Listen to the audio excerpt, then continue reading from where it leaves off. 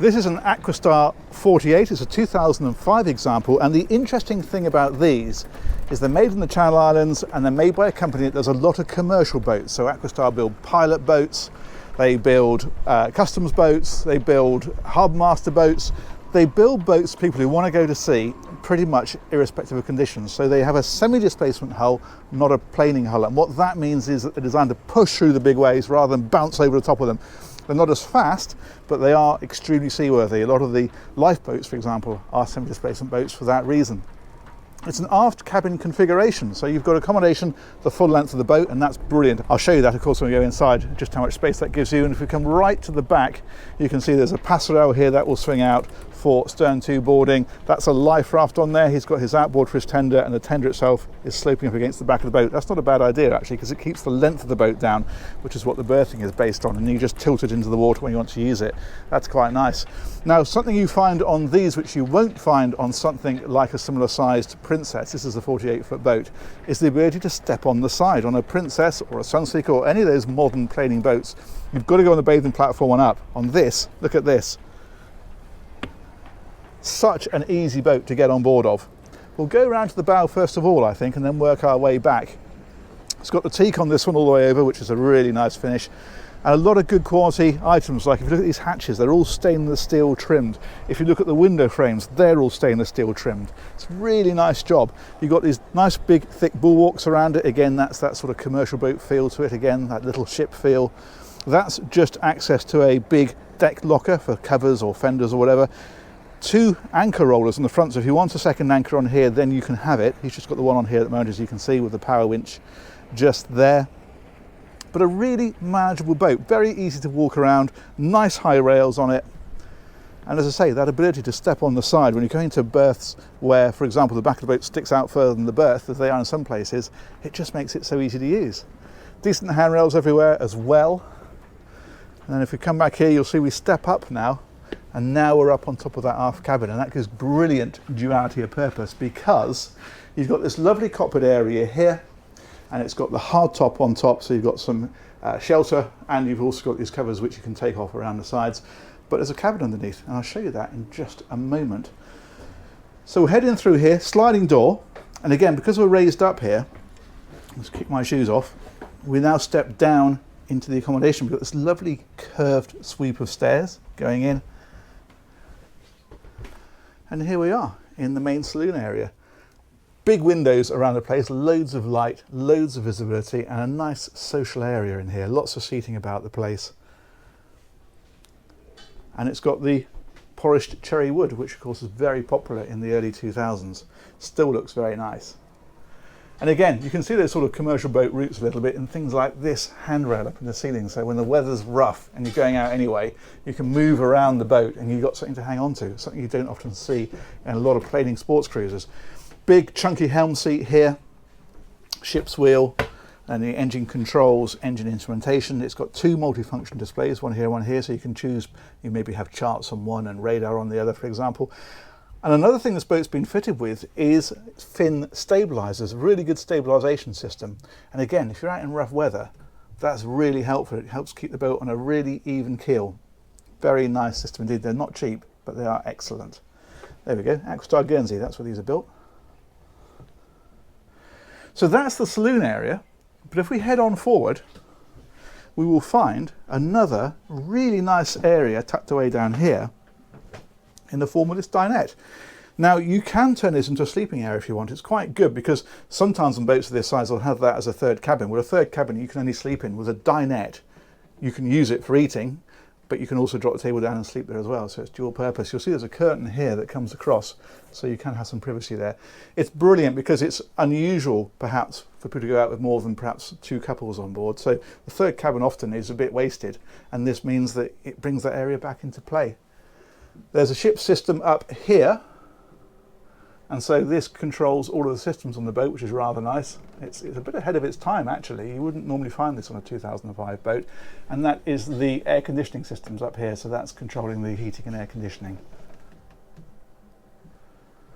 And then if we look onto the other side, onto the port side, really nice galley area.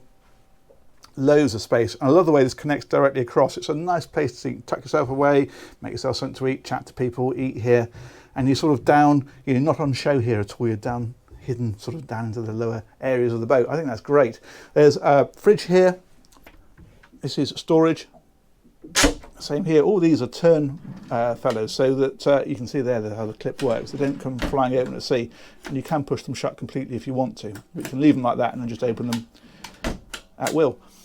Cooking here is all electric. You can see there's the cooker and the hob up above it. More storage up this end, and more storage up around in places like this. So plates in there, for example. Now ahead of here, we have got a guest cabin. That's up here in the bow. And what they've done with this, in order to give more space here, they've pushed this bulkhead forward, and then they've put the beds that go across each other, which is really helpful because it means you get a lot more space back at this section of the boat.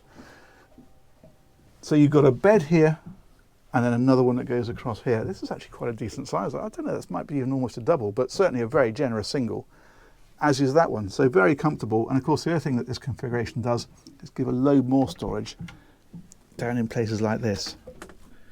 So it's quite a practical setup, really. You've got windows, you've got a hatch overhead, of course, more storage along in places like this, little reading lights in here as well. And you've also got ensuite access into the heads. Now this is a day heads as well. You can see there's another door for it just there. But that is a shower, thusly, and then you've got the toilet in here as well. So quite a nice sized compartment, really. But that, as I say, is the guest area. You've got another sleeping area here if you want it. But because it's an aft cabin boat, the owner gets his or their own area back aft. And this is the real benefit. As I say, you've got the steps that go up to the aft deck, and that creates this space. Take a look at this. How nice is that? You've got to remember, this is a sub 50-foot boat. She's 48 foot long. And yet we've got a cabin that's really more of a bedroom, isn't it? Lovely size. And again, that beautiful woodwork everywhere. And in here, a ton of storage. This is the sort of boat that people would go away on. I mean, it's the sort of boat that is bought by people who are quite serious about their boating. And so it might be somebody who decides they're going to spend a month on the boat. And so all this storage and all this space is really helpful.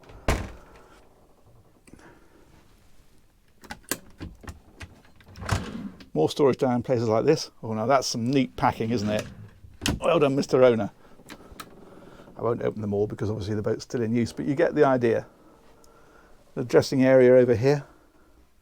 But what a fabulous cabin that is. And you've got decent windows in here as well. If we open these, you can see what the tender's there at the moment, of course, but you have got a view out through here and through the sides, so plenty of light into here. And then if we come across onto this side, as you'd expect, it's got its own ensuite. And that lives in here. So toilet is there, sink, and then the shower in here. Like so. And in fact, there is a screen that comes across there, which is nice because it means you can keep all of this area dry, which works well. But what a brilliant cabin that is, isn't it?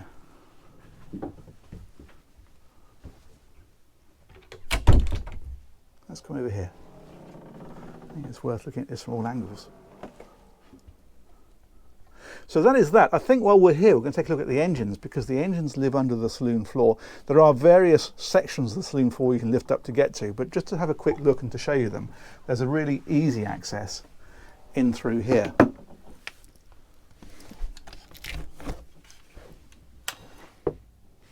There we go. Now these are a pair of TAMD 75 engines by Volvo Penta. They're 480 horsepower each, so you've got nearly 1,000 horsepower in this. And top speed on this, it's probably going to be 20 knots plus, that sort of league. It's not a planing boat. It's not as fast as a planing boat tends to be. What it is very seaworthy. So you set the speed on this at sort of, I don't know, 15 knots. But the point of it is that when it gets rough, you still do 15 knots. It just powers through pretty much anything. As I say, pilot boats, that kind of thing, they all use this sort of configuration, these sorts of engines and this sorts of performance. They're straight shaft drive. In fact, you can see the shafts back here. So the gearbox is on the back of the engine and the shaft runs out through and under the boat with a propeller on the end. So very simple, very straightforward. And these are a nice engine actually. They're a large capacity turbo diesel. I think they're a straight 6 from memory. Pretty tiny, isn't it? This boat is 2005. It is 16 years old. That doesn't look bad at all, does it? And you can see there are traps in the ceiling. So this is great just to have a quick look. But if you're doing servicing, you get all the traps up and you get above the engines and you can get to everything properly. Very nice indeed. Very nice. Now there's one thing I haven't yet shown you, and that is the flybridge. So we will head back outside for that.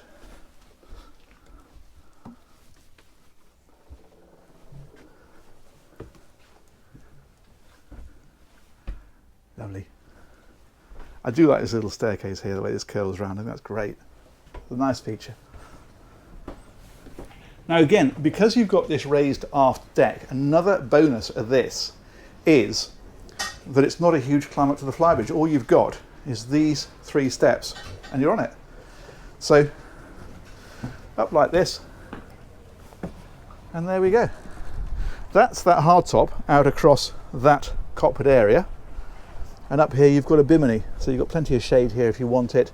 There's seating in here. You actually feel nice and enclosed in here. It's quite deep, so you feel very safe. You don't feel like you're on the boat, you still feel like you're in it.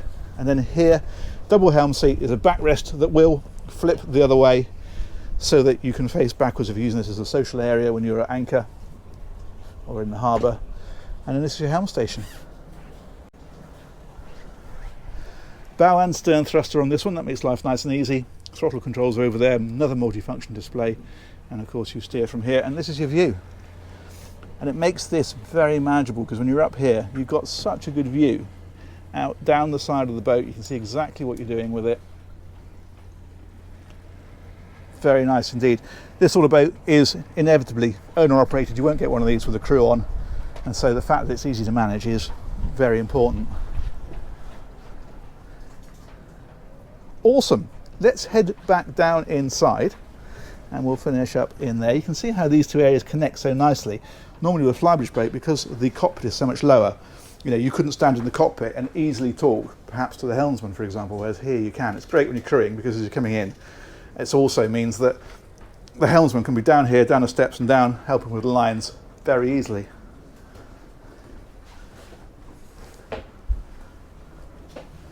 So that is about it. The only thing I didn't mention, in fact, is I believe that that seat there will fold back the other way to give forward-facing seating as well. I think that's what that stainless steel plate on the side of it is. I'm not too sure how that works, so I won't try and do it.